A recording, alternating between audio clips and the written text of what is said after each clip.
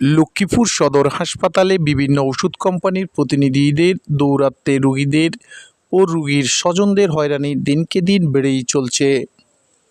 প্রতি রবি ও বুধবার doctor visit করার কথা থাকলেও তা মানছে না ওষুধ কোম্পানির প্রতিনিধিরা।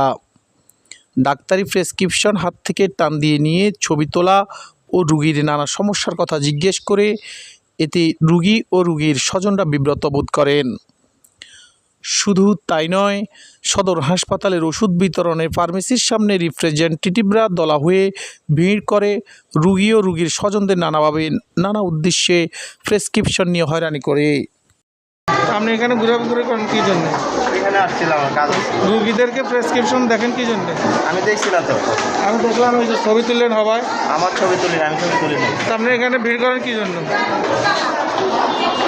তাদের একজনকে জিজ্ঞেস করলে চোখের সামনে দেখা ঘটনা মুহূর্তে অস্বীকার করে দ্রুত তারা বেরিয়ে যায়। সদর হাসপাতালের গেটে রিপ্রেজেন্টেটিভদের মোটর সাইকেলের জট এতটাই সৃষ্টি করে যে জরুরি রোগী সেবা থেকে বঞ্চিত করছে তারা। রিপ্রেজেন্টেটিভের যে সংগঠন আছে তাদেরকে বলে দিয়েছে যে প্রতি রবিবার এবং বুধবার শুধু ভিজিটিং আওয়ার থাকবে। ভিজিটিং আওয়ারটা 1টার পরে হবে, 1টার মানে অফিস আওয়ারের পরে 1টার পর থেকে ভিজিটিং আওয়ার হবে।